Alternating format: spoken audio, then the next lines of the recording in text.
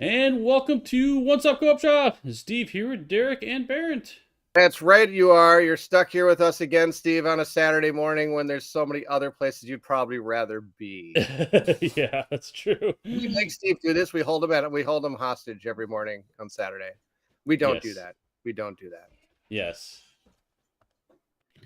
I got Kanji's OCD to kick in. It's kind of fun. Watch this. Stop it. Just stop it. Just thank you. So we got a lot of people in off the chat. rails. We have got Snow. Hey, Snow. Hey, Jared. Hey, Martin. Ryan. Good to see you. Paul jumped in for a moment. So, Elaine, welcome. Working at noon, doing server maintenance. Best place to be. Oh boy. Oh boy. I don't know about that. I've seen the knife. Steve's also blinking too much, so it's true. Yes. Help.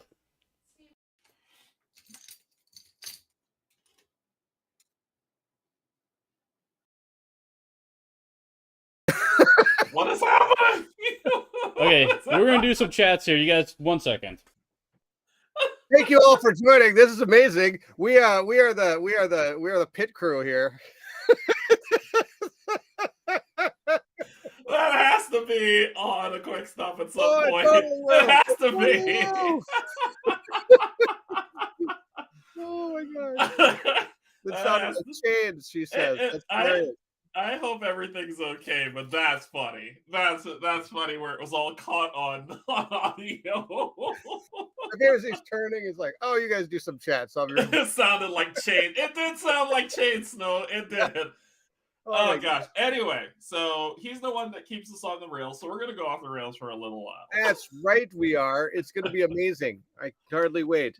Best start of a stream ever.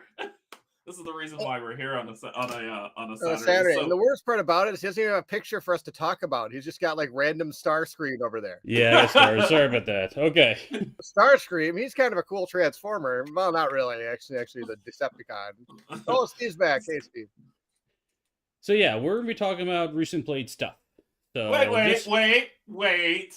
No, you don't get to divert. What just happened? Is everything okay? That's all I care about. Oh, we're doing a neighborhood garage sale type thing. Oh, so everything's okay. It sounded like an emergency. That's why I was like, yeah, as long as everything's okay. Yeah, no. It's just like, hey, I want to sell this thing. I'm like, sure. So. Okay. All right. As long as everything's okay, I just wanted to make sure that. Okay, go ahead. Hey, Larry, I actually made the start of the stream. Well, you basically did because this start's been a mess, honestly. we can start again. Hey, everybody, welcome to the co-op chat. This is fantastic. I'm here with Steve and Kanji. We are amazing. We're going to talk about stuff. Okay. What I do. But yeah, we thought we'd take a break and kind of cover games we've been playing recently, so you kind of see a little bit like stuff that has hit stream, stuff that has hit not on stream. You can kind of hear our thoughts. Just our overall experience of games, and then honestly, if you guys have questions as we talk about certain games, let us know. So, okay, cool. Yes, the kids are broken the chains, all hex breaking loose right now. Okay, but we got lots of games to talk about. So, well, yeah, we don't have to spend hours on each one though. Nah. And we'll probably get off topic like normal. So. Actually, the funny thing is, I'm sure that everybody's on every one of these games we've talked about at one point in the last like month or two. I think so. There might be a couple. Actually, no, there's one I haven't for sure. So, but yes, we'll jump into it. So, let's have Bairnt. You can start. Oh, thank you. I was itching to talk. And let's just do the quick one that you've mentioned before. I know you don't talk enough. I know. I need to say more things. I've got. So you've been mentioning this game a bit. So you want to mention Conquest Princess real quick again? Oh yeah, this was a game I've been playing just because it's coming to Kickstarter pretty soon. We talked pretty much a lot about this last week because we did a whole kind of thing about theme, and now this theme is super unique, and so I don't know if to spend too much time on it, but this is coming soon to my channel. I've been playing it. Super cool. It's like a bag building, bag removing, and bag adding thingy, and you get to go around and complete these missions in nostalgia of the 80s and 90s with little nods to a whole bunch of things like Space Invaders, Centipede, all these old arcade games used to play. Along with a lot of different references, like the first mission is you have to save Ashimaru, making fun of the Kobayashi Maru type scenario, which is That's kind of fun. so yeah, there's a lot of neat little throwbacks and stuff. So that's that game. You have four dudes or four guys, four people, and you run around and stay and do the missions and win or lose together, which is also a big plus to me. All right, that's that one. I talked a lot about that last week, so that's all I got on that one. I still talked a lot about it. Okay, cool. Let's move on to another one. Let's see which one. I'll just go through random ones here. We'll do that. Sure. Sure, just randomly pick a button. Randomly pick a button. Let's jump to one. That's what I do when I do live streams. I randomly pick a button and hope it's the right camera. Let's do. Oh, this one. People might be interested in this one. Oh, question. When is Rogue Angels coming? Not soon enough. Exactly. No, I thought I saw Emil in chat earlier. So he was. He normally tries to join chat, but he's not here. He said he wish he could catch this. Luckily, super late. Yeah, playing board games. So okay. I know that later, but... I think we're supposed to do another. I think we're doing another play with him at some point in the future. Kind of think, and then he's sending out some prototypes pretty soon to start getting videos remade showing more of a finished copy. That's correct. And he's added I think he's adding and just more polish on the game or something. Yep. Yeah. So yes, it's coming. See 3 videos. That'll be one of those ones that's an insta all in back for me. Okay. Let's jump to one that I think people are interested in because it's in the table recently. Monster Hunter. Aliens? Oh, not aliens. So I think this is the one that you've been playing a little bit, Bairnt, right? With Colin? Which one? Monster Hunter. Oh, okay, good. I need a bigger screen. Yes, we played a bit of this game. This was pretty sweet. Was that Ogre Bairnt? Nope, that was not. That was Ogre Bairnt. This one's fun. So I've had sadly a love-hate relationship with Steamforged games, and this one has grown to help me love them again. This game is super fun. It is node-based, like, what is it, that Dark Souls game they did, but they kind of took that mechanic and then they made everything else good about it. They took that mechanic, I think, from Dark Souls, and that's it. You have a big giant monster. You got to beat him. It's actually pretty challenging. It's not a walk in the park. So your victories really mean something in this game, which is pretty cool. You have a short choose your own adventure style system, which pretty much ends with certain cards being added to the AI deck based on your what do you call them? Choices. I guess what those are called when you do a choose your own adventure. And then you also get resources along the way. That works, right? That's what those are. You also get some resources during the choose your own adventure portion that are going to be able to be used in the aftermath of the battle to upgrade equipment and weapons and items and get armors and things like this. The neat thing about it is that it's kind of cool and kind of bad at the same time. You play with I think it's like 2 to 4 dudes at the same, or hunters, I guess you can call them, at the same time when you play. We played with 3 because we were playing 3-player. The cool thing is that each character has their unique set of gears and weapons and stuff that they're going for. The kind of bad thing is that most of those are locked to a certain monster you're fighting. So there may be like 12 different monsters you could fight, but if you only are using 2 different hunters, there may only be about 4 you really want to go after because it is going to help you increase your gear. And of course, just like Kingdom Death Monster, the more you fight something, the more you know what that's going to be. Or like Aeon Trespass Odyssey, the more you kind of see how this monster reacts and does his attacks and things. So you can kind of prepare yourself at least a little bit.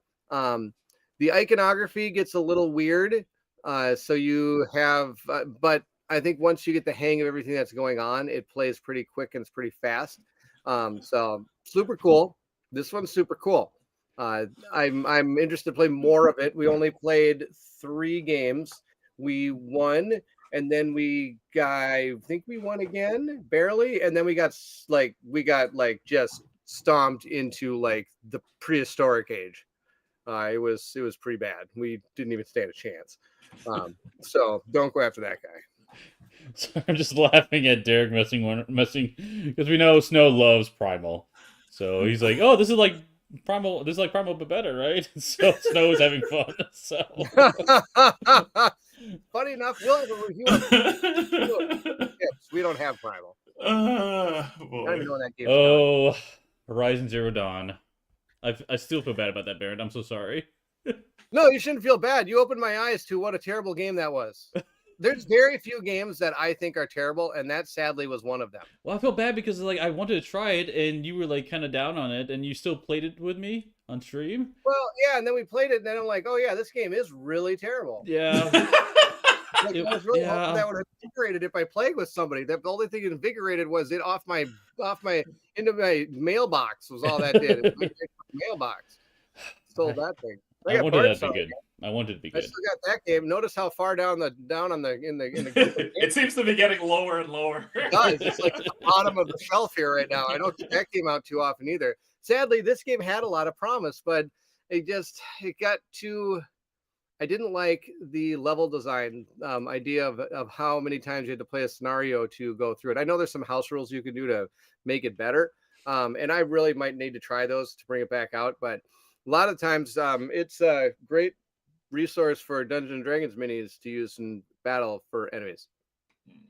But yeah, back to Monster Hunter. I've watched some other reviews of this one, heard other stuff. It actually looks and sounds like it was a real fun game, actually. So I'm impressed by it. Yeah. And Colin's getting it fully painted, so he'll have that fully painted and ready to go.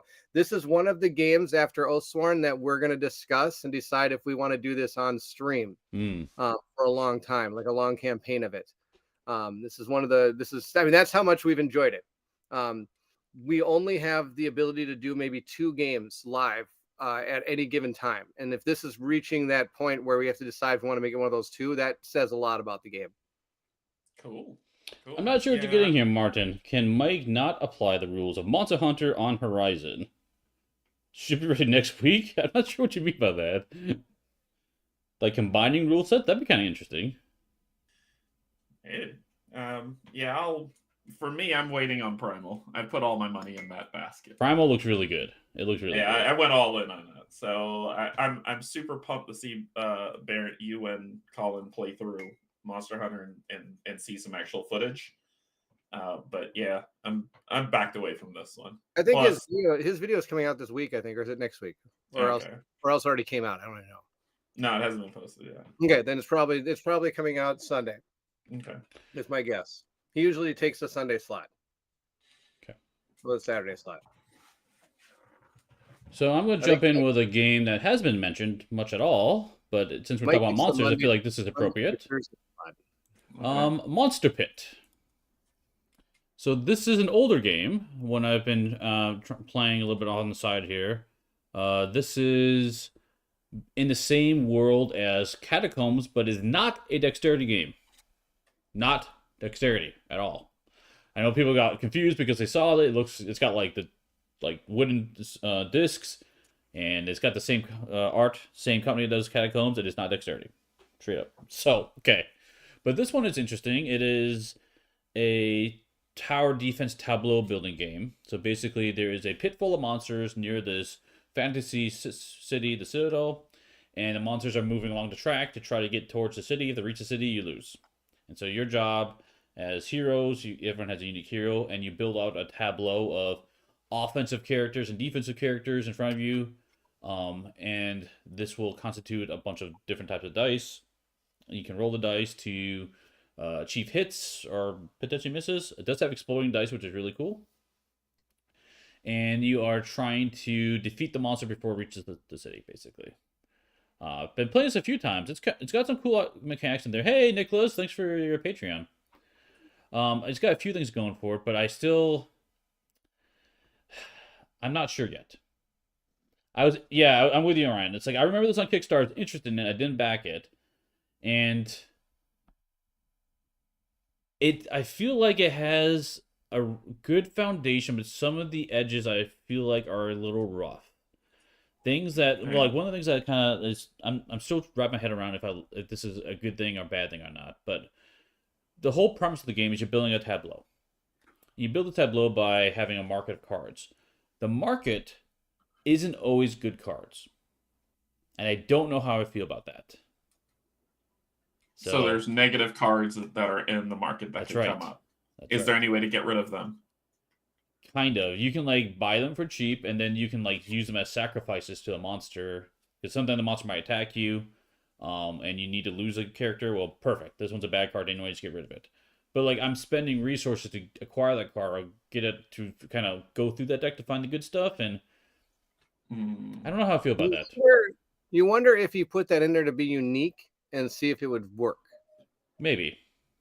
Because it doesn't sound like something I've normally seen in the game. Yeah.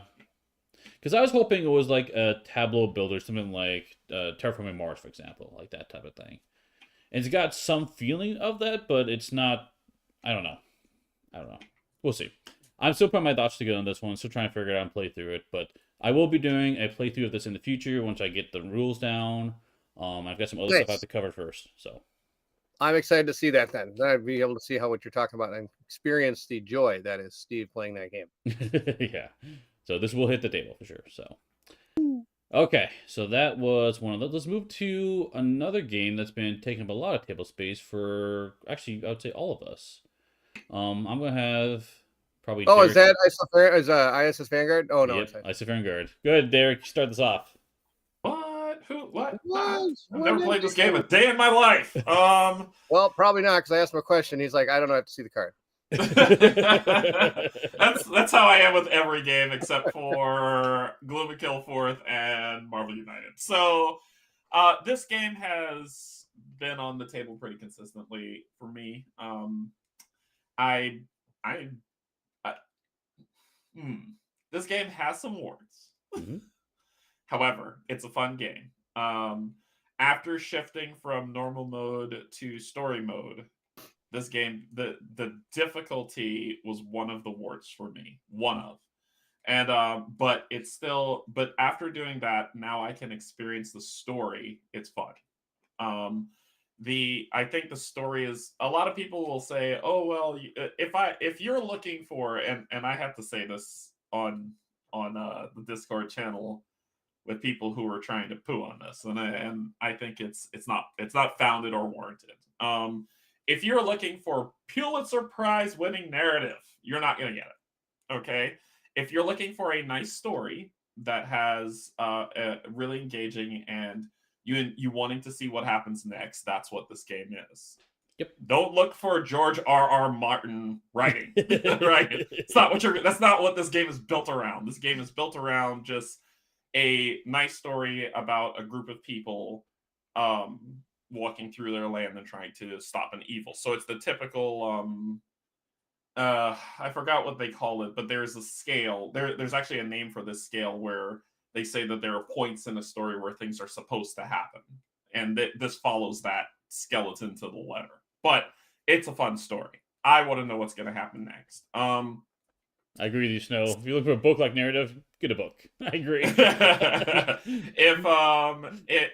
If you are looking for, so there is repetition on this game, and Steve and Kim did a great review on, since they completed. Y'all completed campaign 1, right? No, yes, I haven't. Oh, you completed chapter. You got far enough to where you felt that you could do a review. Yeah, I've seen all the pieces of the game. And I've played all the guards except for chapter 4 and technically chapter 5. No, sorry, not chapter. Campaign 4 and campaign 5 guards. Yeah, so we previewed it before. Into them to see what they're like, or did you like actually get there in the game? No. So we previewed them earlier. Oh, gotcha. Okay. Yeah. So we did some preview videos of them. The guards haven't changed on that regard. At least when we previewed okay. So I know what some of the abilities are coming up. But yeah, until I wanted to play through everything, so I saw all the aspects of the game, and that's when I decided to put the review out. Yeah, and it was a really great review that you did that talked about the positives and the negatives of it, which is great. I think that for me, there are more negatives than you named. However, that does not stop the enjoyment of the game for me. I think it's a lot of fun. Steve and I differ on. We use the word grind, and so he's like, "There isn't a grind," because, and I say there is. So I think it'll be different. Stanislav, subscribe. Great job. There will be there will be a different feel for different players. Yeah. For me, there is a grind aspect to it, but I think that's part of the game. And after I switched to story mode and I finished getting through it, I was like, okay, now I see what Eric and Steve were talking about, where they were saying, you don't have to. It was the whole thing of I don't know what I don't know. So, yeah, overall, enough of me talking about it. I think that it's a fun game. I want to see more. I actually want to play the other guards, but I got to get through campaign 1 to see it. So far, so good. Guys, question. What's that? What story mode? Easy mode. So you don't fight things, or how do you do it? You take 1 shield off of everything. That's it, and it completely changes the entire game. That's it. Yes, it would. There'd be times I'd actually hit the monster. But it amazed me. I think from a game mechanics perspective, it amazed me that one thing changed the entire game. Yeah, it's significant. One thing, and so I'm guessing hard mode is you add a shield to everything.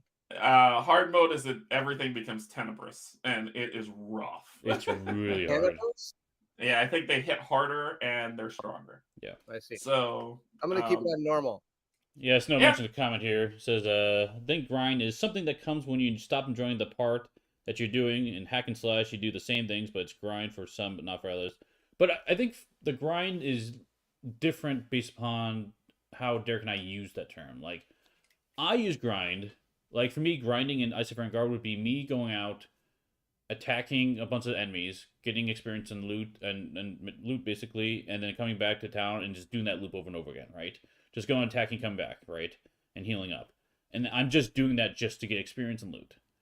But if I am going from point A to point B to go harvest materials, or if I'm going point A to point B to get side quests, and I'm getting stuff along the way, to me, that's not grind, because I'm not doing it for the materials and experience. I'm doing it for the harvesting or the quest or whatever the end goal is. Now, for some people, that is still the grind, because they're still going through and they're still trying to get certain drops in experience from enemies to get stronger. So it really depends on how you use that term. I use it much more restrictive than I believe Derrick does, and honestly, I think most people do. So yeah. I mean, that's what it comes down to it. But based on how Derrick uses the term, I totally agree with him. It's definitely. I haven't started that part of the game yet. I'm going to be doing that in my next video. But mine's going to be not necessarily the grind of going in a loop like Steve's is, but mine's going to be the grind that everybody's taken, going from one place to point A to point B, and seeing if we can make it there. Yeah. And go ahead, Steve. I think a big part of it is also having a goal in mind, because I've been hearing or watching people talk about their play experiences, and a lot of people tend to just like want to gather all the stuff. Give me all the materials, all the experience, right? And then I'll figure out what I want to buy, right? Or what I want to use it for. And for us, we approach that very differently. We said, I want to build this item. I only need these things. I don't care about anything else. Everything else is going towards money to help us stay alive, right? And so it became a very different experience for us than how other people are I'm afraid to play this with Colin, because my experience with Colin is, okay, here's what we got. What can we do with it? Oh, cool. We're just going to use every single thing we have right now to do this thing. I'm like, well, there's no saving. There's never saving ever with him.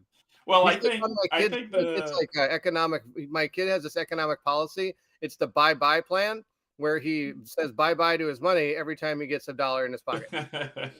I think the thing is, you're going to find that he can't do that, and this is where for me, a little bit of the grind comes in. So my thing is, so when we talked about this, I brought up Skyrim, the video game, and where in Skyrim, the video game, you can start the game and you could just do the story and get to the end and be done. Skyrim's sandboxy, so you can say, okay, well, I can replay it and then just go off here, or I don't have to do that. I could do this over here, but that avenue is still available to you, and it's still achievable if you want to. In Isopheric Guard, it's not. And I say it's not because if you do not do something outside of main story, you will die. Guaranteed. And I think that to me is where I start shuffling in the grind of it. It's where Yeah. to be successful at this game, I need to harvest materials. I need to find money. I need to go over here and chop some trees. I need to mine this node. I need to build up Istra. I need to do all these different things to be successful. And while I fully accept Steve's view of kind of like how he's like he'll say, no, you don't have to, you can do this and then be fine. I get that. I think for me, I found that without doing those things, without being forced to do those things, I would not be able to progress the story at all. And so therefore I had to grind to level up enough to move forward in the story. So and that was where the grind was for me. I agree with you, Derek, completely. But I also have talked to the designer. He says you don't have to do that, and he plans to do a demo of like a speed run, he calls it, where you can skip all that stuff and make it through. So I'm curious how that works because I'm with you. I'm with you. Yeah, and my problem with that is that he can do that because he made the game and he knows where that stuff is. That might be Nobody true. else. Nobody else knows that because Right. nobody else made the game. Nobody understands the deep Right. workings of it. And so then he's like, well, I'll speedrun it to show you that you don't have to, which means you have to do it a specific way. Possibly. Removes which removes the sandbox aspect of it. You see what I mean? So I'm not knocking. I want to be very careful here. I'm not knocking his design. I think it's set up for you to explore as you like and feel that you can move forward when you feel ready. But unless you do X, Y, and Z, which is what he'll probably do a video and show, I will probably say your percentage of success by just walking the story minimal. I think one of the things that he will probably do, and I'm just future forecasting here, is he's going to do a side quest. Why do I have to do a side quest instead of just walking through the main game? And that's the grind. Yeah, that's the grind for me. Yeah, to answer your questions, basically the game forces you to do stuff you're not really interested in for going forward, right? I wouldn't say it that way. I would say that like because the other stuff outside the main storyline is really fun stuff because you get cool loot and stuff, right? And that in itself is a desire. It's fun. It's fun. It's really fun. Yeah, cool. Because like, honestly, there's like some really powerful things in the game, but you have to work for it. It's well, I'm guessing also those side quests do have some lore and narrative that goes along with it. Nope. Nope. A tiny. They have their it does have lore. They have their own lore. They have it's separate from the main story. Yes. Right. It's lore, but separate. Totally fine. Yeah. So it's like instead of like, okay, yeah, that's fine. I'm okay with that. I don't mind that. I've done so many side quests in my games. I don't even know where the quest is sometimes. Yeah. Like, it's like, and that's why I compare it to the video game Skyrim because they have their own story. You go shut down this gate to win the game. Oh, but in the meantime, can you go help this farmer? Exactly. Ride it to the next town. Oh, while you get there, there's a elk that needs feeding. Can you go do that real quick? Sure. Nothing to do with the gate I'm supposed to be closing. right. Yeah. So there's no hint of urgency, which is great, allowing the sandbox feel and allowing you to explore the game. I'm just giving both takes on it. So the expectation is when you come into the game, if you're like, I'm just gonna barrel through and not do a single side quest or caravan quest or build up Istra, I'm just gonna walk from node to node to node to node to node. If you do it, I'm assuming the way that he's going to show, sure, but what if you don't want to do that? You also have to bear in mind that the reason that you can't just barrel through the game is because he is kanji and he's going to draw the worst chips on the planet. Anyway, so that is another accurate. I'm not gonna deny that fact. I don't know if you saw my playthrough, but when I had to fight like the guy I had to fight in that game, I was like terrified, but it turned out okay. But there were moments where if I would have drawn absolutely putrid chips, I would have been super dead. And Which so I was. You know what I ended up doing for that scenario? I was like, screw it, we're moving on. I see. Did you find the assassin guy? Was that your deal? Yeah. Okay, yeah, that guy almost torched me. But it was like, and I even put it on hard mode too by accidentally putting poison chips in the bag on by accident sometimes. And by the way, sorry, we're not really spoiling much. It's like the very first part of the game, but we're just talking about an actual dude in the game. But yeah, that's the thing is the AI cards. I played some of them wrong because I thought that it showed a picture of the poison thing. It said poison tokens in the bag. I'm like, oh no, poison token in the bag. Right. So I had like 4. But fun game. I mean, I say all that because I'm giving my take. But fun game. Crafting. How is crafting? Steve, take that because I have thoughts on it. I'm not gonna share them here. Sure. Take the craft. Sure. Crafting.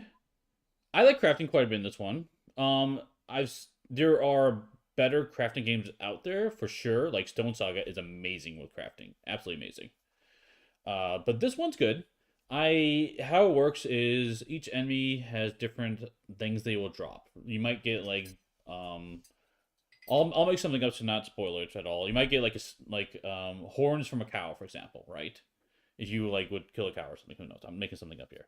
And so those horns would be a necessary component to build something. So you need all these materials and then money as well to go to blacksmith to create the item you want.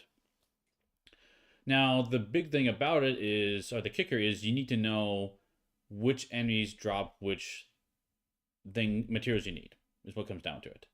And you will come across this in the game. You will learn this. You also learn, based upon regions, where each animal is, or creatures are. So if I know I need feathers, I know that type of animal lives in this region, so I'll head in that direction, and I'll come across it. Now, one thing about it is you have to encounter these enemies. So there's a little bit of RNG in there, right? So if I draw the chip, I might fight them. However, if you draw a compass chip, which is nothing happens, you can choose to fight a possible enemy on that spot. So that helps a ton if you're looking for specific drops to get it. I like that system. I do too. I think it works well. I think it works well. You can also buy stuff at the different cities. The different cities are looking for, they do have different supply and demand going on. Generally, if there are, let's say there's a region with feathers, that city's not looking for feathers because they have plenty nearby. But a city further away, well, now they're looking for feathers, so they want that. Yeah. So that's where you can sell them for more, or maybe even buy them if you can't find them. It varies quite a bit in how that works. And you can fast travel eventually if you get a boat. Yes. Which kind of I've noticed is kind of a cool thing. Otherwise, having to walk from region to region can take a while. Where if you can get a boat, you're good. Don't kill the livestock. I know. Don't kill the livestock, Steve. Don't do that. So that's pretty cool. Again, there's a base you can build as well, Fort Istra, which helps a ton with gathering materials and getting things going. So you can build a whole system for that. Now, the one thing that's interesting about this is all the stuff you get is per campaign. So when you start the new campaign with new characters, you don't have those supplies. Oh, interesting. Okay. Wait, so Istra's destroyed again? No. It has to do with the time situation. So Fort Istra remains as is, but the supplies don't transfer between them. Okay, that's fine. The only reason if it was going to be destroyed again, I'm going to be like, no, I'm gonna have to no, because that walk to get that damn boat, I'm not doing that again. So no, I like it a lot. It works pretty well. But like I said, it helps a ton to have an idea of what you want and march towards that. So yeah, and one huge positive that I enjoy is, and a lot of people you're gonna be like, what? I don't see that. Look deeper in it. Is the characters are very customizable. Mm-hmm. I have a like Alec is my Stonebound guy right now, so he's amazing. But I would love to get a poison build for him. You can make different builds for these characters. Oh, that's pretty awesome. I haven't gotten that far yet. Yeah, and it's really cool how he set it up to make it so that you can make different builds. Gregory, he doesn't have to be a tank. You can make him a healer if you want. You Yeah. can have a healer build on them. Like Yeah. it's, I really like that. I like that. I do too. That diversity to build. And I like how you can change it on the fly too. So if I know I'm going in a region with a certain enemy, I can change out my abilities just anytime. So Yeah. well, not during combat. Let me put it that way. Can't change abilities during combat. Not during combat or the narrative parts. I feel like we could talk But- about the game a lot more. But we can move on. Yeah, we should probably move to the next one. So, but if you guys have further questions, let us know. Fun game. game. Let's talk about another big game. Well, maybe not that Okay. one. Let's do something 20 different. Let's talk about this one. I want to hear more about what Bairnt's experience is with It's a Wonderful World. I knew you were going to put that on the screen. Yep. This game's awesome. So I've really gotten into these games. I'm really getting into these. I really like these. Colin has opened my eyes to these. We kind of get together every week and we play certain games like this. These are engine building games that you get to score points with. This is also very similar to, oh my gosh, what's the one I talked about last week, Steve, that I played? That you take place in like Rome, like in the you can get like either bricks or grain or wine or something. Starts with a C, I think. Or Concordia. Concordia, yes. Yeah, so I played that one too. So these are fun. I really like these. They're very similar. I think it's like wingspans like this too, where you're building an engine and you're kind of scoring your engine near the end of the game or even during the game and things of that nature. I like Arc Novas like this. I like these because these are not screw your neighbor games, which is the ones I don't like. Also very similar, like Seven Wonders is also this one. Well, it's like Terraforming Mars then? Is there? That's another one. That's like an engine building type game like this. This one is like Seven Wonders. It's a card drafting engine game where you have a deck, a set of cards, you pick one and pass, pick one and pass, pick one and pass, and you're trying to build your engine to be able to score enough points at the end to win. And that's all it is. The cool thing about this one is it comes with 2 campaigns that you can play. All right. Now you're speaking my language. There we go. Well, until I say the next word, competitive campaigns. Because you were like, hey, it's engine building, card drafting. So I was like, okay, so it's beat your own score. Which you're like, yes, and it's a score-based thing. So like, okay, I'm out. Then you're like, well, there's a campaign. There's a campaign. Okay, there's a goal. I'm back in. But it's competitive. I'm back out. Oh, now it's back out. The cool thing about what I've really enjoyed about these competitive engine building games is I don't care if I win or lose in these games because it's so much fun to build that engine. That's what I've really been enjoying about these games. And there's a lot of them out there. And so my goal is to experience many of these. This is the one we're playing right now. This is my favorite one so far. And we have played through the first campaign and now we're playing through the second one. The first one I think was 6 missions and this one's I think 4, maybe 5. And the neat thing about it is the actual beginning core game, you can start really, if the more you play it, the more you can sense which way you should go almost right away. Where when you add, and the campaigns are all adding in new cards, so all of a sudden you've got all this, you've got like more and more cards. So it's harder to see like those cards. You're thinking like, oh, I'll eventually see that card because I'm going to need it at the end to win the game, right? Well, you might not see that card because there's so many cards now in that deck. So you kind of have to really work on with each hand you get to try to get your resources to be able to do it. Anyway. Big fan of these type of games. I'm excited to try more of them. I know I've got is Feast of Odin, is that one too as well? I think that might just be a resource management. Yeah, one you did a video of that I finally played and I like it a lot is Earth. Oh my gosh, that one's so much fun. That's another engine building game that I love. Hey Steve, I should have put that on my list too. I've been playing that one as well. That one is a ton of fun. I really enjoy that one. Yeah, Earth is great as well. Hey Bennett, you want to say hi? Hi. Okay. Earth is a ton of fun as well. That's okay. So yes, that's another engine building. So just in general, I've been trying these engine building games with Colin and our little gaming group, and I've been having a blast with them. I talked a lot on this one too. Oh, cool. We need more co-op engine building games. I always love them. They're always fun. Yes, and they're really hard to do co-op-y kind of things. I know they have that Expedition Mars, and I know they put an expansion out, and I've heard it's really good. Yeah, that's as opposed to the original one they put out. Yeah, I was gonna ask, is there? I mean, the only co-op. Nope, that's not even an engine builder. I don't know of a co-op engine builder. Maybe I do and can't think of it right. There's Expedition. There is one. Which one did I try with? Were you with us, Steve, when we tried one? No, Peter was. Peter came over and he was playing it with us. I don't remember which one that was. but there was a co-op one, but it didn't really hit home with me as much as I was hoping it would, because it was easier than I thought it was going to be. Near the end of the game, we kind of already figured out we won. You know what I mean? Mm. Does that Yeah, I'm make any trying to sense? think of, there's not Yeah. many co-op ones out there. And Martin said Maracaibo is Oh, That might have been the one really? we played. I That didn't might know have been the that. one. I don't know. Yeah, or yeah, Orleans. That's a good one. That's a good one, Yogi. The Orleans expansion is co-op. So So there you go. That's what I've been playing, some of these. So Earth is another one on there. Thanks, Kenji, for reminding me. The Vikings lose one game and Bairnt's whole gaming experience changes. This is true. So for those of you that don't know, that over on Meet Me at the Table, I do live plays with Colin, and I just happened to be on there the week that the Eagles were going to take on the Vikings. And Bill, he's a miniature painter. He's a commissioned miniature painter we know really well. I kind of said like, oh yeah, and I can't really wait till the Vikings destroy the Eagles or something. And all of a sudden he typed in the chat, oh no, they're gonna die. And Colin goes like, really? And I go, yeah, well, Bill's gonna paint a miniature for me if we win. And he goes, oh, does Bill know that? I go, no, he doesn't know that, but he knows it now live on stream. And so Bill's like, oh yeah, what happens if I win? And then Colin perks up and goes, oh, Baron's gonna play the game of your choice. And I'm like, what?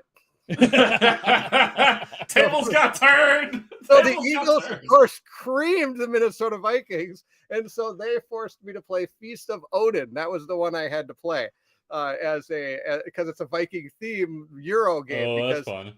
I've never been much of a That's Euro fun. gamer, so That's now I have to fun. play this Euro game for them. I still actually have it here. It's sitting right there. I have to do a playthrough on the channel. That's the rules. And so I keep getting asked, when are you going to do the playthrough? I said 2023. So it still gives me 6 more months. So I figured I might do it the first week of the Minnesota Vikings. That's why I'm going to put that playthrough. Yeah, I gotcha. So yes, as Liquitter Gaming says, the Vikings lose one game and Baron's whole gaming experience changes. Yep. I talk a lot. All right, moving on to something else. Oh, actually, there is a Viking Dungeon Crawler coming up. I played it recently. I probably should put us on here. The name escapes off the top of my head, but it is pretty cool. Actually, a pretty cool game. I'm going to do a preview of it coming up. So Nice. Tell me when you do it. okay. Speaking of other games, I'm going to talk about this one now. Valor and Villainy, Ludwig's Labyrinth. Oh, I played this. You played this too, Bairnt? Yeah, I played it with Colin. Sweet. I Yeah. know Derrick and I played this one, but unfortunately, the first mission, which is the tutorial, which oh my god. I appreciate tutorials in games. They have a good place for teaching games. I really dislike walkthroughs though in tutorials. I get it. It works for people, but it drives me nuts. So that was what the first thing in Valor and Villainy was. It literally was like, hey, here's all the stuff you're doing. Okay, whatever, move on. But the game itself is really fun. I like this game a lot. It's so cool. So the premise of it is it's fantasy based, and the Ludwig Labyrinth is what made it co-op. The previous one was not co-op, but it's all backwards compatible. And the previous one was one first penny. And basically you're in a maze in this labyrinth, and you're running around for 4 rounds, leveling up, getting loot. You can level up however you want, get tons of fun loot. At the end of 4 rounds, the boss appears, and you have to kill the boss before the boss kills you, the heroes, 3 times. That's the whole game. And it's really fun because you're constantly leveling, constantly getting loot, and the characters are it's very whimsical and fun. It's like silly things going on. It is great. I'm really, really enjoying this one. My biggest con for this is easily the playtime. I wish it was faster. I think it's going to get faster as we get more comfortable with the rule set, but I still think it's going to be longer than what I want. In fact, here it says 90 to 150 minutes. That is probably accurate. For a solo game, 90 minutes is probably right, and it's probably closer to 2 hours, or maybe a little bit more than that for most people. Yeah. So the game components are amazing. Yeah. The game components look great. Well, the miniatures are super good too, and I know where miniatures don't make a game, but yeah, but they look good. Yeah, they're really cool looking. But yes, it does have good production value. I'm with you, Snow. The unskippable tutorials. I was my con for Assassin's Creed as well when I was playing that one because I don't know. Yeah, there are 4 missions you had to play pretty much. Do. Yeah, it was annoying. So the one way I like tutorials is similar to Assassin's Creed, but V Sabotage did this. They had basically puzzles in the book. So it was like, hey, here's your tutorial. Here's a setup, and you have like 5 turns to do this objective, right? And that's all I had to do with limited components, limited setup, and it would explain a few things as you went. And it was basically a solo puzzle, and they had a few of those. And if you solved the puzzles, you understood the mechanics, you were able to go. And I love that approach for a tutorial. I wish more people would do that, rather than making part of a campaign that you have to go through and a walkthrough, especially. It's just like, no, stop. So A little bit of A, a little bit of B, because Aaron Trespass Odyssey's first thing is a tutorial that walks you through. I think, though, that what it does, if I remember correctly, it's been a while since I played the tutorial, but I think what it does, though, is it does a do this as like the outside world. Then when you get into combat, that's on you. And then should you win, do this. So it's not telling you, it's teaching you how to play the game, but it's not telling you what you're going to do in your turn. talking about Valor and Villainy. And Trespass Odyssey. Oh, Yeah. okay, So okay. so it doesn't say like, okay, well, for this play you rolled a 6, right? Right. It doesn't. Where Valor and Villainy does that. Yeah. No, he like Kendry says, it sets you up for your first fight, and then how you got to that fight, you could probably pick a few different things.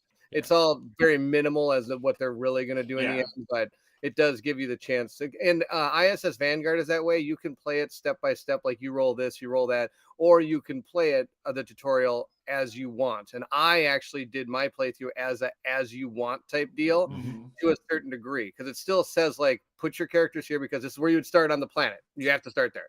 But Mhm. then it'd be like, instead of like, okay, now roll your 3 dice. Now you, let's say you got this, this is what's going to happen. No, they said if you want to, you could actually play the tutorial how you want to. Just make sure you understand a little bit of how the rules work, so that when you do roll the dice in a different way than we have, you'll know kind of what those outcomes can happen. Yeah. You know what I mean? Yeah. You're still going to get the same outcome doing that tutorial mission, really, but you at least can experience your own luck in it. Exactly. And that I don't mind in Yeah. a tutorial based mission. But if it's okay, move here. All right, play this card. Okay, you rolled a 6. All right, do this. And it's like, why am I playing this game?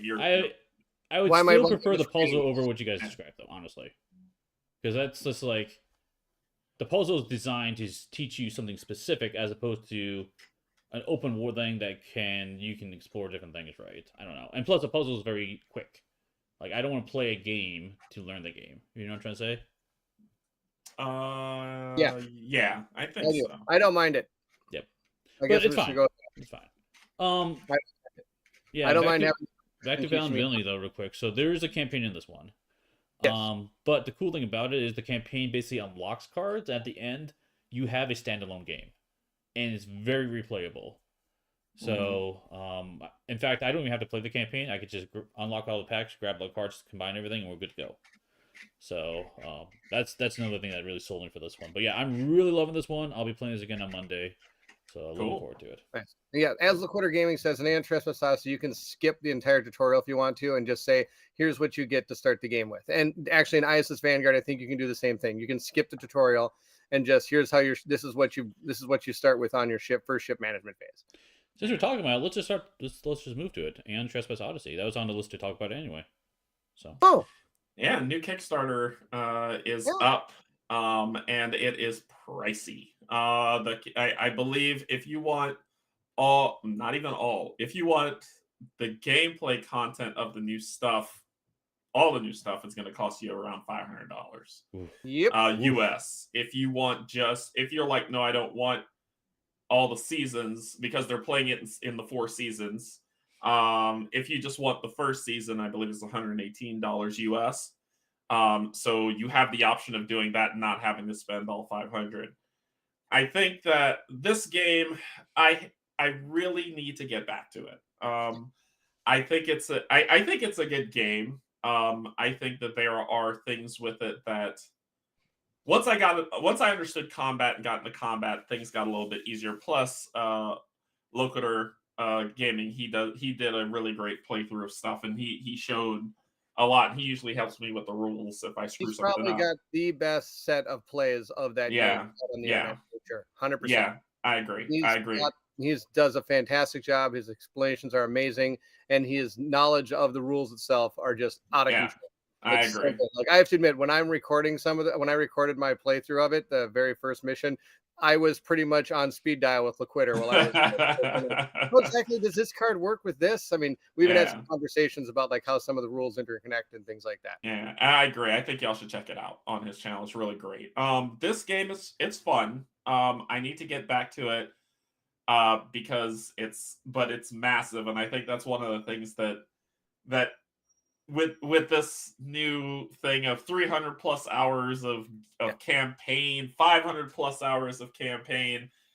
We talked about this previously, whereas as content creators, it's we do play the games we like. The thing is, there's a lot of games we like, so it's Mhm. not, oh, we're taking in this money or Cult of the New. That's not how any of us work. It's the when a game comes in, we want to try it out. So Aeon Trespass Odyssey comes in, 300 plus hours of campaign, right? That doesn't count replayability, it's campaign. And so it's, can we dedicate that amount of time to one game when we have another game that's like, ooh, this one looks cool too, and we want to play this. Ooh, this one looks cool, and we want to play this. So what happens is games like this kind of get shelved for a little bit, but it hasn't left either of our collections It's not because going to. yeah, and I don't think it will leave my collection. Honestly, when I played it, I really liked it. I just need to find the time to get back to it because it's a time commitment to set up. It's a time commitment to relearn rules, and it's a time commitment to play. So I need to find the best time to do that. Yeah. Like I've been saying many, many weeks and many, many times, this is one of the games that Colin and I are going to evaluate to decide if we're going to play this Yeah, live on stream. So that is I get a lot of people saying like, oh, are you ever going to come back to this game? And I always have to type in yes. yeah, We just have to figure out if that is one of the ones we're planning to yeah. do. And if it is, I don't want to go forward in it until we're together at the table. Right, Right. right. Where once we get to, like, for example, when I get the new Kingdom Death Monster, it's going to be just full bore. I know Colin will not play that game. I don't even have to ask him. He will not play that game. He will not play a theme of that caliber. So I know I can just go ahead and start playing it. But for Aeon Trespass Odyssey, Monster Hunter, ISS Vanguard, ISS Vanguard, yeah, and ISO Faringard, these are all 4 games that are on our list of things where I can't go forward with them until we finish Oathsworn in 10 weeks. Yeah, and there goes the timing, right? The time of being able to play it. Like for me, I'm looking over at my shelf. I have ISS Vanguard. I haven't touched it, and I want to play that game because Baird's saying, "Oh, this game's amazing. This game's a lot of fun. You'll really enjoy it." And I want to play it, but time. Rob Saban's not even punched out yet. Yes. Because So I don't have again, it's one of those things where and that's when I could play, but I don't that's when I'm playing outside the channel and I haven't had a chance to get it to the table yet because I don't have a group. mhm, Because I know that there's just so many videos on it out there. I don't that's a game that I'm never gonna put a Gloomhaven game on my channel. There's no need to. So yeah, like Kanji's saying, there's a lot of time. The hard part is getting and like I think one of the big things you're talking that we just kind of gloss over is relearning the rules Yeah. because Yeah. every game is so different that unless, like, for example, when I'm doing a big Kingdom Death Monster playthrough thing like I did, that's easy because once you get past the first 2 or 3 videos, those rules lock in and you're good to go for the whole rest of it. But for example, if I ever put Madara on the table like I did a while ago, just recently, I was able to step in and go because I had played so much that I'm good to go. But for you and me, I'm sure and Trespass Odyssey, we only scratched the surface. And right. so coming back and having to read those rules again, even with ISS Vanguard, we had scratched the surface of it. And Colin and I were talking about this, and we decided to put that on the shelf again, like I said, because we wanted to get through Oathsworn. Because coming back to it after even 3 weeks, we would Yeah. forget a little bit about the rules, and we kind of felt bad because that's not how we want to present the game. Yeah. So we need to get through, and even looking at Oathsworn, that 21 missions we play every week, 21 minutes. That's 42 videos minimum, like about 40. We're gonna have probably 40 videos when we're done, and I think it's taken us a year to get through it. Yeah. So I mean, or I shouldn't say 4. I don't think it's been a year, but it's been. I mean, that's 40 weeks, Yeah. and Yeah. It's a lot. so That's then a when we lot jump of into these commitment. next 2 games, that's pretty much going to be for almost ever. That's really a big decision and decide Yeah. what we want to do. Like, Yeah. That's I'm with you. That's where I was like, excited to start the Valid Villainy one since we just left that one. That's only 8 acts.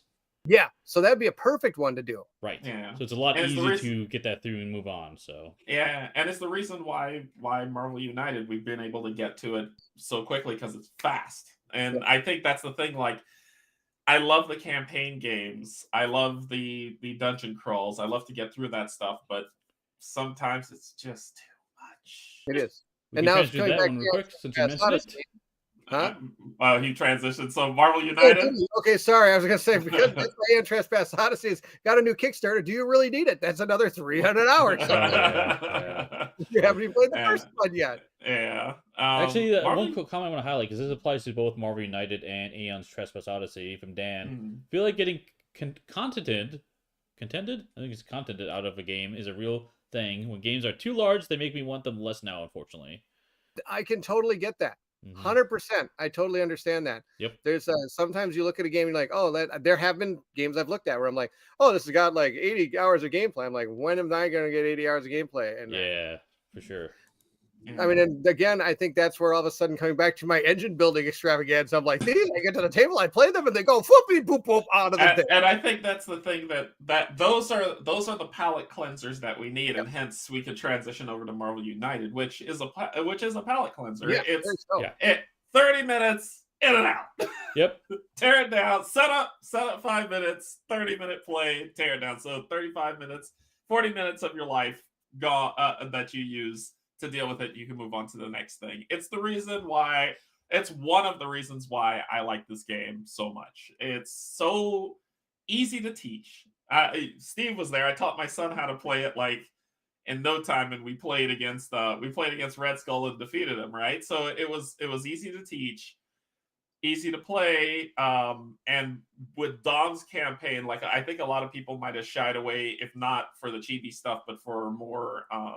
It's like, okay, well, we need more. Well, Dom created a campaign that made the game. I think like I've gotten more than my money's worth because of a free campaign that a fan created. Yeah, for sure.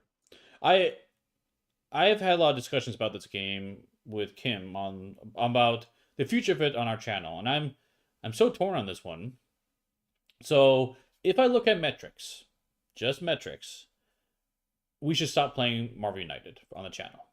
Oh, because not a lot of people watch it. Yeah, it's not doing great metric wise. Which, I don't blame it. We've been gone for a long time. Why keep watching, right? But the community is amazing around this game. Yes.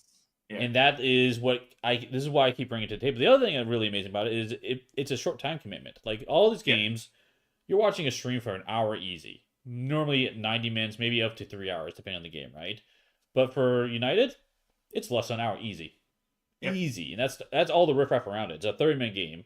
And the other thing that's really nice about it, it's easy to follow on video. Yeah. Like, that's a huge one. Like, even if you come in not knowing how to play Marvel United, you watch it for a few minutes, you'll pick up on it. It's stupid simple, rules-wise. Yeah. So, but yeah, it's got a lot going to it. So I've been loving this one. Wait, what are you talking about, Steve? It's the same game. There's no doubt. All the characters are the same. That's right. Every characters are the same. What are you talking about? There's no difference.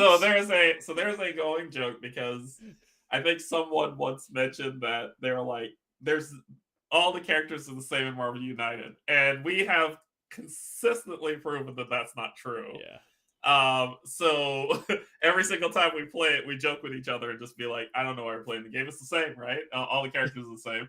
Right. We play through. I think when we beat the Phoenix 5 and Dark Phoenix, after that we were like, oh, it's a shame all these characters are the same. So it's a little petty, but I think we have fun with it. Yeah. Yes, this game. If you are so who's this game for and who's this game not for? This game is not for anybody who's like, I want to play games that are like Madara and Alien Trespass Odyssey and KDM, and those are the only games I want to focus on. This game is not for you.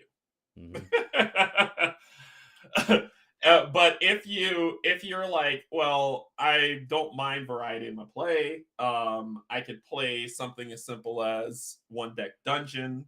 I could then move on to playing something like Zombicide. I could then move on to playing Nemesis. I could play Hoplomachus. I could play Air and Trespass. I could just play all the games. I think this game, when you play it, you'll like it. So if you're hardcore and you're like, no, I don't want a game that looks like a kid's game, then it's like, just don't even approach it. You feel like you missed the coverage hype train now in OCS. OCS. Do we have coverage hype train on this one? I'm not sure. I think when we did our season 3 stuff, because we were hyped. Oh, that's true. We Season 3 for sure. We weren't hyping the company come on and being like, oh my god, you need to buy this game, it's amazing. I think Steve and I was just kind of bouncing off each other because he was super excited for season 3. I was super excited for season 3. So as we're talking about it, we're nerding out on Marvel. We're talking about season 3, and it was fantastic. Ooh, interesting question. How do you compare it to the Reckoners? I read the book series. I never played the game. I played the game. I played the game. Oh, okay. Very, very different. I think for the Reckoners, because it's all about, it uses dice and a lot more methods for the Reckoners to remember all the details of it. I felt like there was less control I had. Not saying that Reckoners is out of control. But for me, like, the big thing about United is I come into the game with a strategy based upon the team I have, right? And I can execute said strategy. I never felt that in Reckoners. I felt like I am being reactive as opposed to proactive. So that's just how my recollection of that one. So good question. Yeah. So it's a fun game. It's not for everybody. It's a great family game. Fantastic family game. For sure. But like I said, it's probably might not be for you if your interests do not lie in its design. I will also give a knock against it. If you aren't familiar with Marvel, a lot of the stuff won't be meaningful to you because that's true. That's true. The powers and abilities in the game, they do a pretty decent job representing the characters for the design space they have. But if you're not familiar with that character, it's gonna feel like a random power. Like, well, why? What's the point? Right? Yeah. So, yeah. So. Are you laughing at Dan there? Yeah, I'm laughing at Dan too. All right, let's move on. Oh, I'm gonna talk about another superhero game real quick. Mm-hmm. Union City Alliance. So I played this recently. This is not out yet. It's coming out later this year. But I was demoing, helping playtest with the designer. The designer has created variants for these characters. Oh my gosh, I'm loving it. It's so fun. So fun. Wait, the game isn't out yet, but it got a 9.6. Yeah, we know how that goes, right? Oh boy. Oh boy. Oh boy. Oh boy. I didn't rate it yet, Derrick. Don't worry. It's like the game is it also has 2021 on it. Yeah, I guess that's the expected release. Yeah, it's just a small couple guys who are producing. Actually, the guys are a huge fan of Sentinels of the Multiverse. The art shows. Yeah, it's got the similar art type as that. And it is a deck builder, cooperative deck builder, but a very different deck builder in the fact that you actually move around the board and stuff. And the market is actually on the board, so you have to go to different cities, locations to acquire those cards. I did play this with you. You taught me this game. Yes. Yeah. Yes. And so this is coming up because I did a playtest with it where the designer's making variants, so each hero has like 3 different ways you can play them, and a ton more variability in the game, which is awesome. And I'm very much looking forward to this. I really like this game a lot. My biggest con for this one is the play length. I feel like it takes too long on TTS, Tabletop Simulator. I'm hoping the real thing's much quicker, but we'll see. I'm very excited for this one to hit the table. So I have a question that's adjacent to this because you mentioned it just now. You mentioned Sentinels of the Multiverse, and my question doesn't have to do with Union City Alliance, but it has to do with Sentinels of the Multiverse. I've never played the game ever, so my question is, how is that game compared to Marvel Champions? Sentinels of the Multiverse and Marvel Champions? Yes. Very different. Sentinels of the Multiverse, you have a set deck. It doesn't change. Marvel Champions, you have a small set collection deck, of cards, right? and you customize the deck from there. So that's one huge difference. Okay, so there's no deck building in Sentinels of the Multiverse. That's correct. Sentinels Okay. also has, you take a boss, you take an environment deck, and you take minimum 3 heroes, and you battle and defeat the boss. So the environment Okay. deck could be positive or negative towards the heroes in different ways. Okay.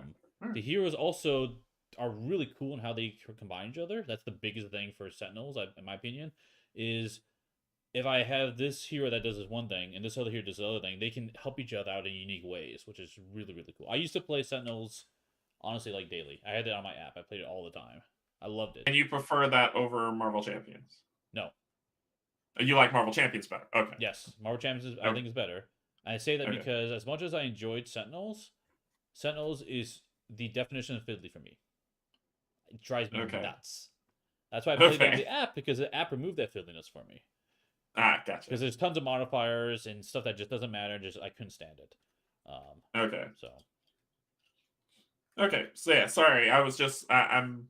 Everyone's been talking about Sentinels, but like I've heard multiple people talk about Sentinels of the Multiverse and say, "Oh, this game's so great, so great," and I was like, "Is it like Marvel Champion?" No. But okay. Honestly, Union City Alliance. I was actually trying to figure out if I wanted to get Sentinels or not, but Union City Alliance I think is head over heels better. Okay. And the reason why I bring it up too is because the designers for Union City Alliance actually designed some very popular fan content for Sentinels and Multiverse. In fact, Sentinels and Multiverse is their favorite game. So you can see some inspiration from it in this one. So. Dan. Oh yeah, space might be a problem for this one. That's true, Dan. Because you actually have a city that expands and kind of goes everywhere on the table. So, but the nice thing about it is you can expand it in different ways. So if your table's is shaped differently, you can customize it that way. So anyway, enough of that one. Let's see. I've got a couple more to talk about. Let's see. Do we want to go through all of them?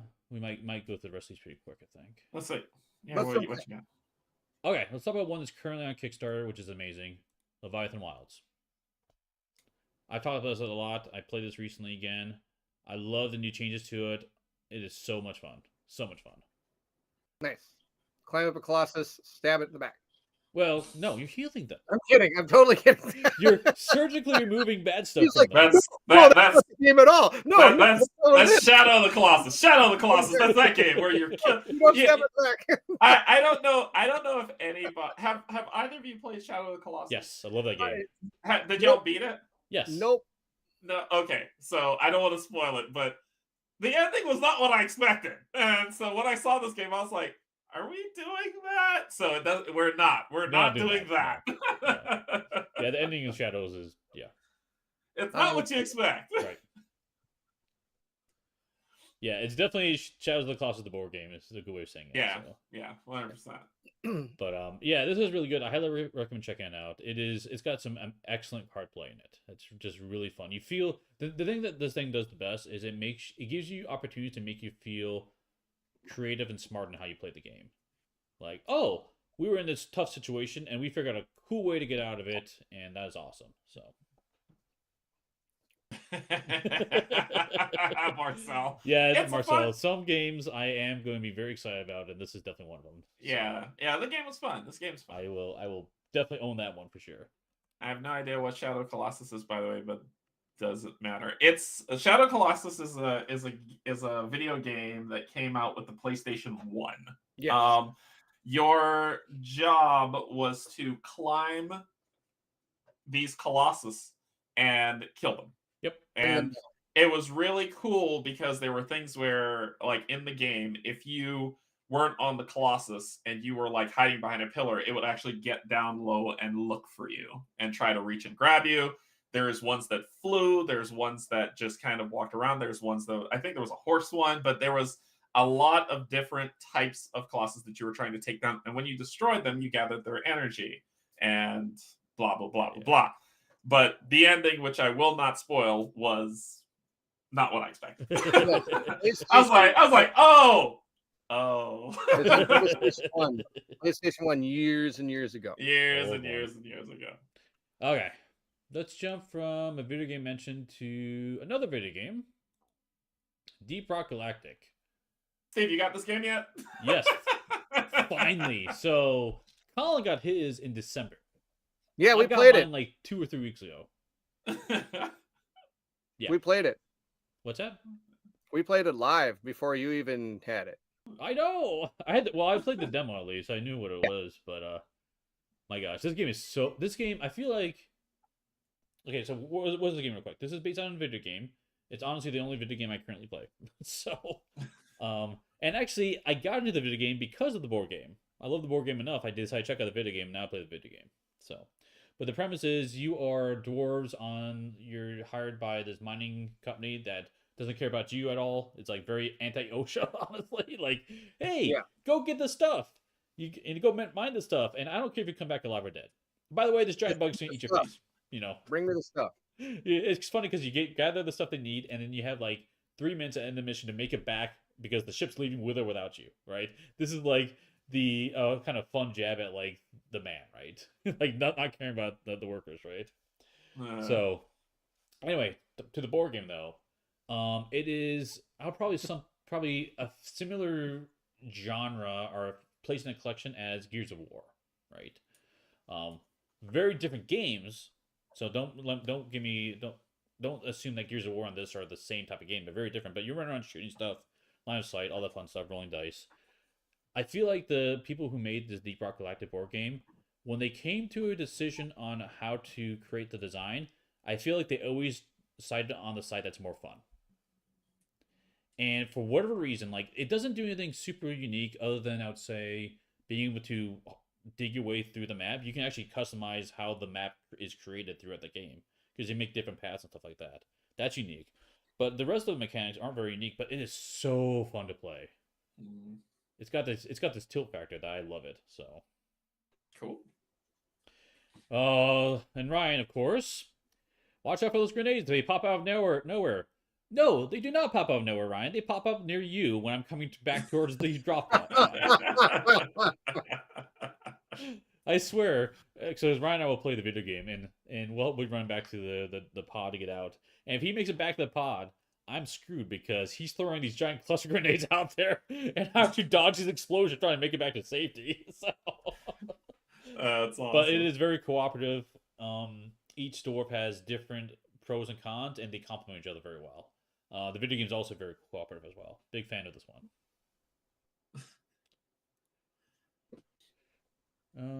Let's see. I think there's probably only one thing I'll mention briefly since we're on the list. Of the last thing I have on my list is Assassin's Creed Apocalypse. Oh yeah, you just got this one. Yeah, I'm gonna be doing a video for this. Reading the rules of it. It is completely new. It's based upon the Assassin's Creed video game and of course the board game. Stealth game. So Derrick, you can not need to play this one. Yep. I've already stepped away. That's what I do this. I'm like, yeah. But I'm liking what I see for this one. This is cool. This one's cool because it's in the jungles, and you can like, they actually have a lot more manipulation on staying in stealth, which is very, very cool. So, but I'll have more to say about that later as I'm working through it. But I just want to mention it real quick. So, yeah, I think the essence of Assassin's Creed is stealth. So, but I really wish I enjoyed stealth as much as y'all do. I really do. But my poor dice rolling just stealth either, Campy, so don't worry. I love to play stealth games with Steve. I don't have too many stealth games that I own that I play by myself. I'm curious though about this one though, for you, Derrick, because there is a character in the game, at least in the core box, Alexandria, I think her name is. She's designed to be very not stealth, and Assassin's Creed is set up so that even if someone is non-stealthy, the other people can still be stealthy. Might work. So it might work. I have no problem being the focus of everyone's attack because I will not be stealthy. I believe there was a time, if people don't know, there was a time where Steve said to me and to himself, "No one is that unlucky." There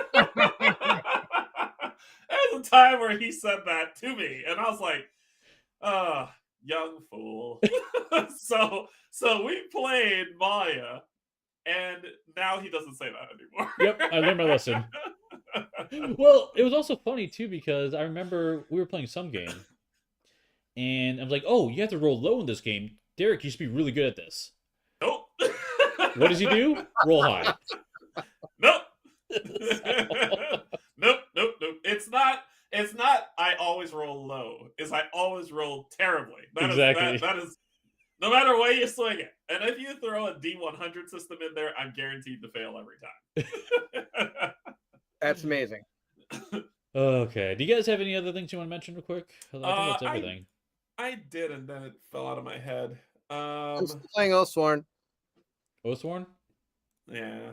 Playing that still. Yeah, you guys are getting real close to the end of that one too. 10 more weeks. We're going into number 17, I think, is our we're going to the story. 17. Okay. Yeah, before I sold my copy, I popped open those boxes just to see the minis that were in there. I'm excited for y'all to see the Yes, different again, we just got done defeating my silly ones. Gotcha. giant ogre named My Silly. Wasn't named that, but it is now. It is now. I can't think of the Princess Bride reference now. So Great. I don't know what else I've been playing. There's League of Dungeoneers. I'm still playing that one. New video coming out probably this. Actually, League of Dungeoneers. I had that on here. I forgot to bring that up. Do you want to talk about that real quick, Bairnt? Or you... Yeah, it's an old school dungeon crawl. I got 4 characters that were built by my Patreon, and now I'm running them through League of Dungeoneers. We are going into our, I guess, 3rd quest here or 3rd mission, and we'll see how we do. I'm recording it right now. I'm actually almost done. I'm not going to spoil anything. Someday my copy will arrive. Someday. Kind of like, was it that Someday My Prince Will Come? Isn't that a song? From Disney, I think. Yes, it is. But it'll be, yeah, I'm almost guaranteeing that this game will deliver to me while I'm at UK Game Expo. Guaranteed. Yeah, we've already put bets on it. I'm betting 2 days after he leaves, he gets a shipping notice. That's my bet. It's like, so there'd be absolutely no way you can deal with it. No way. There's no possible way to do it. And so that's where I've just resigned to just be like, you know what? It's just going to sit outside my house because they wanted to take their sweet time on delivery. Comment here about Earthborn Rangers. So you played this recently, Derrick? Yes. Is that your first play? That was the first time I ever played it. Locator Gaming taught us the game. He was on the stream playing as well, so he taught the game. Oh yeah, that was cool. Yeah, it's a game that I will say I need to see more on before I draw an opinion. Yeah, because when I played, there were thoughts I had on it that I was like, maybe I need to see more. I don't want to jump to conclusions. So I love the art. I see the Sadler brother touch on it for sure. Which makes me happy, but I need to see more because I'm like, there are some things that didn't feel good, but seeing more of it, I'll be like, okay, now I understand, and then I get it. Yeah, I had a similar walk away with mine as well because I love living card games type stuff. So I was really excited for this one, especially the theme. And I love the keyword interactions with it and how the cards interact in the world they're exploring. But there were elements of the gameplay itself which I wasn't convinced of. And yeah, I played it a long time ago, so things probably changed a lot since then. So, with the one I'll name one thing that I was like, it didn't really sit well with me is where they went for theme over mechanism. For instance, there is a bunch of different words that mean the exact same thing. So you draw a card, and the theme is you have this gauntlet. So the gauntlet gathers a charge. So there is spend a charge. Then there is another card that has like a gun, spend an energy. They're the same thing. And then there's all these different words that mean the same thing. You mean spend this chip. So it would have been easier for them to say, give that chip some arbitrary name, and we could call it energy if you want. right? And just say spend 1 energy, and that energy translates across all cards. But every card, for the scope of theme for what they are, uses the theme of what the object is, but they all mean the same thing. So does that make sense? Yeah. Yeah, it makes sense. So that was one thing where I was like, okay, I don't want to translate what this thing means I had for every card in the deck. I had more issues with the things that made your deck, your character in your deck cool, weren't as powerful as the boring stuff to do in the game. Like, Mm, like the balance of that should be the other way around, I think. So, mm. So, but like I said, that was initial one-time play ever. yep. I'm sure once I get this to the table and I play this, I will understand and it will become second nature and not be an issue. So therefore, I'll be able to go through it. So I don't mind. That's why I was like, I need to see more before I draw a conclusion.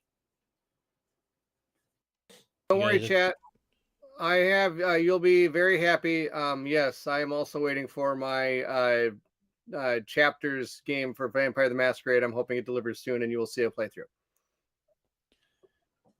I think I'm the only person in this entire group that has backed that game. Yes, Guaranteed. I have true. no interest in it. Nobody does, just me. Guaranteed. Terrence also backed it. For those that watch the Marvel Champion streams with Peter and Terrence, he also backed it. He and I were talking back and forth, and I shouldn't say influenced him, but he was like, "Do you think this might be good?" I'm like, "Yeah, it's gonna be good." Did you back? Totally all in, roar. Unbreakable. If you're talking about too many bones, hard pass. Don't have it. Hard pass. Well, I will. Other channels will do massive amounts of coverage of too many bones, but not mine.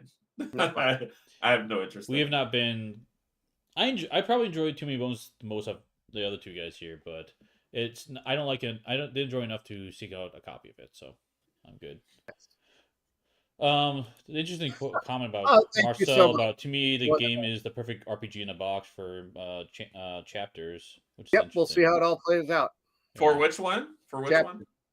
Chapters. Oh, There's a lot of social interaction stuff that happens in that game, which is going to be interesting to see how it all transpires. That's what I'm kind of interested in, how it works. It's really based more on that than it is on pure combat, like you'd normally see in a game like this. Or not like this, but like people talk about, oh, hey, here's an RPG in a box. Usually it's like, oh, I can go to a town and maybe get a quest and go out and kill things. Yeah, no, this is like, there's a lot of like social interactions and things you have to like discern through your vampiric powers to decide kind of how a person, like what their aspects are and how they're feeling, and then try to just persuade them or do things to make it go down certain paths, things of that nature. So interested to see how that all shakes out. That's what I'm really interested in. Yeah, that sounds really cool. I think the other one that does that too, because not very few games do that. It was Aridia, which is awesome.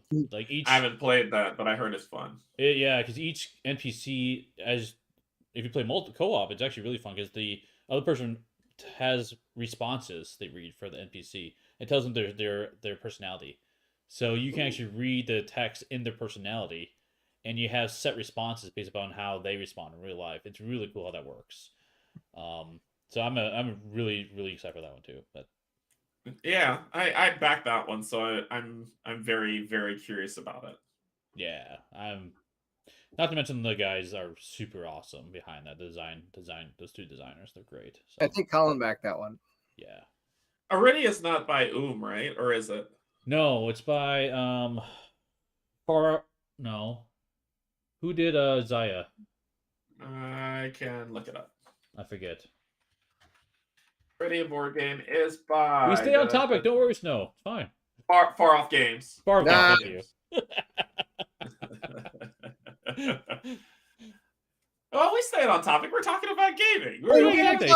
we got off topic when we're talking about games. All right. I think we talked all we could about games, so I think we ran out. I think so. I think we can wrap it up now. We So could, this is definitely a topic that we've done many times, and I think it's always fun to revisit because the games that we experience and the games that come out always change as life goes forward. yeah. So I think revisiting topics like this is really fun, at least to do about every like month or two, just to see what people are playing, what they're thinking, things of that nature. It's almost like you get mini reviews and mini hypes and mini like fun things. Well, I also think it's good too to hear our thoughts on it because our thoughts might how they change, right? Because if we played it before we did the review, you can hear like how we feel at that moment, and maybe the review changes, or maybe it's after the review and our thought changes, right? Yep. So I think it's good to have that reflection. So Cool. cool. I think it's gonna wrap up for today. Bairnt, what do you have coming up? Oathsworn. Dun, We're playing dun, dun. Oathsworn on Tuesday because Monday I have to pick my kid up at the airport. And I'm also, I was supposed to do a painting stream on Friday, but sadly time did not allow that to happen. So I do promise, I even wrote the chat, I promise to do a painting stream on Wednesday next week. That is my plan. Whether rain or shine or snow, I will be doing a painting stream. Not that it would ever matter in my house, whether it's raining or shining or snowing. League of Dungeoneers is coming out. I'm also going to be doing Icefaring Guard, the second half of the first chapter. Yep, only got through the first half of the first chapter, my 2+ hour video. So that'll be coming out. And then other than that, I think that's all I got for now. Conquest Princess will be hitting actually pretty soon as well. I think their Kickstarter goes live in, I think, like about 10 days, or maybe, I think it's about 10 days from now. So that's also going to go up pretty soon. And I think that's about all I got. I don't know what I'm painting yet on the painting stream. I actually asked people to tell me, and then the first one I got was Tainted Grail, and I had to disappoint him by saying that it is sun dropped, so I don't need to paint that one. What you got, Derrick? Today I'm thinking about playing a game. I've got, and I was talking to Bairnt about this yesterday. He and I had some chats about it, but I've got some coming up that's got my anxiety. You're highly distracted. Yeah, my anxiety is ridiculously high right now. I'm stressed the hell out, and so I need to distract. And so to do that, I'm probably going to either probably stream a game today, probably to help, because it's already coming up in my head. But tomorrow, I'm playing Arkham Horror LCG with Cynthia and Kate. And then after that, I'm going to play Gloom and Killforth. And then after that, it's basically going to be a day of all-day streaming because my anxiety is going to be ridiculously high tomorrow. So I'm going to just kind of distract completely tomorrow by doing an all-day streaming session. Love it. Yeah, and then Tuesday is Marvel United. And then I am gone to Jolly Old for 2 weeks. So it's Kanji Palooza on Sunday. Yeah, pretty much. I'm just gonna stream all day, and yeah, I'm excited to hear your experience going to the UK Gaming Expo. It should be a lot of fun. Yeah, I'm definitely pumped for it as well. I'm gonna be going up to Edinburgh, and then going back Edinburgh. No, for anybody who's from Edinburgh, I'm sorry. Yeah, we didn't mean to offend anybody. There was no offense meant. I do that only because Bob Chapman, who lives actually there, was trying to teach me how to say it properly, and so I do that to troll him. But I'm going to I'm going up there, then down to London, then over to Birmingham, where UK Game Expo is, and I'll be over there before I head back. So it'll be a fun trip. It's also a work trip, so I'm actually going up there to do some work as well for one of our offices over in the UK. So it'll be fun. But anyway, all that to say, might stream today, probably 95% of a chance, and definitely streaming all day tomorrow. So yay. What do you got going, Steve? Next thing on the channel will be Valor and Villainy, continuing on with that campaign. I do need to apologize. The last game I played I caught the errors in the video, but made errors, and it was more errors than I am happy with. So I'm hoping to fix that this next playthrough. And then we also have Marvel United on Wednesday, trying to probably take on Kingpin, try and unlock another character if we can. And I want to get Deep Rock to the channel. So I'm not sure if I'm going to slide it in next week or the week after. But how does Kim feel about that game? Which one? Does Kim like Deep Rock? Oh yeah, she loves it. Yeah. Okay. My son, like when I got Deep Rock, we played it 2 to 3 times a day for a week straight. Oh wow. We played a ton of that game. We just loved it. And right now, if I say, "Hey, you want to play Deep Rock?" He's like, "Yeah, let's play it." So he's always in on it. Unfortunately, he plays one of my favorite characters, so I never get to play it. But that's okay. It's great. So, But yeah, I'll be doing a bunch of games of Deep Rock coming up for sure. So I'm just trying to figure out when to slot that one in. But right now I don't think I have the time to do a whole lot of it because I need to record for Assassin's Creed. That Kickstarter is coming up at the end of this month, so I want to make sure I get that video out, and I need to send that prototype on to another content creator so they can cover it. So, all right, I'll just ask one question of the both of you, just out of left field. Of the games that are supposed to be delivering this year that have not delivered yet, what's your kind of most anticipated? You've got to prep me for that, Kanji. That's not fair. Top of your head, dude. It doesn't have to be like, oh, I need to consult my list. Just like top of your head, list. The games that you need know. that list. I gotta consult my book. My book. I have to consult my book. Just run through. Just go. Okay, I know this is coming this year. And the Madara Act 2 and 3. There you go. That's all I got. I Gambler's Chest. Go down because I'm pretty excited about that. The rest of them are kind of, I mean, like we just talked about Masquerade. Sure, I'm excited for that one. I've been excited for every. Kenji, when am I not excited for a game? Fair enough. What about you, Steve? I'm going to list two because I'm not sure. One, I think I have confidence going to arrive. The other one, I'm not sure about. Earth Under Siege. Basic XCOM, the board game, honestly, is what it is. Okay. And then the other one is Company of Heroes, which is a massive, massive game. I don't know if it's going to deliver. They say they're going to deliver by December. I'm not going to hold them to it, honestly. But that one, I love playing it. And that one I'm also really excited for because my father-in-law, who doesn't really play board games, well, he will. He likes Wingspan. He really enjoyed that one. But he, in particular, has asked to play that game with me when it arrives. So okay. I'm excited to have a fun gaming experience with him. So, okay. Hayabuki or whatever, the samurai, the one about that one. What? What? Is there a niner in there? What are you talking about? Is there a niner in there? Or a curry or something? What's that one? That's a negative Ghost Rider.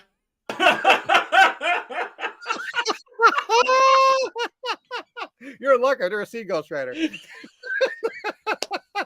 For those of you who don't know, over on Meet Me at the Table, I do live streams of Colin. And sadly, I feel so bad for him because he doesn't have the knowledge of like 80s and 90s stuff that we do. And so I just have to sit over there and he goes, "Can I get a reroll token?" I go, "That's a negative Ghost Rider." He goes, "Oh, I haven't seen Ghost Rider." I'm just like, "What?" I go, "Well, you're left. That's Top Gun." And he's like, "Oh, I haven't seen that movie either." I'm like, "Apparently not." So we laugh about it. So good. Oh my god. So good. All right, that's it. I was just curious off the top of your head if there was. What about you? For me, Primal. If Primal delivers this year, it'll be Primal. That's all I'm excited. The problem is my list is also at Colin's house too because we go back and forth as to what do you think? Should you get this one? Oh, I'll get that one. Oh, okay, I'll get this one. So like, there's probably some over there that I'm like, oh my gosh, I can hardly wait. But I don't remember what they are. Yep. There's the Teraburu game too. That one that's supposed to be like that video, like that has like the whole app system. I'm ready for that too. I want to try that. Tomorrow or something because it's supposed to do sword and sorcery eventually. Do you even know what I'm talking about? No. Wow. Yeah. It's a digital game system. It's an app based it's a whole system that controls the miniatures and everything on the book. Yeah. Send it a link right now. Are you talking about? Yeah, that's what I was gonna say. Are you talking about the Teburu system? Yes, the Teburu system. Yep. Yeah, I have no. I've tried that. I tried that at Gen Con. That is not for me at all. Well, I'm all in. We'll see how that goes. I'm gonna open up my door pretty soon. Then we'll see how. Yeah, enjoy it. It is not. I tried it with their game that they initially had. It's so much overhead, and then I had no interest. Seven Citadel. Is that? I don't even think that game is delivering this year. I'm going to be honest with you. I don't. I think that game was kickstarted as an idea. Yeah, I agree. I think it'll be delivered next year. Cool. Why you got to be such a downer? Well, Angie, why you got to be a realist? Stop it. Oh, there you are. Sinjiju. That's it. That's the one. So, okay. It's been a lot of fun. Iridia's not this year. No, that's next year.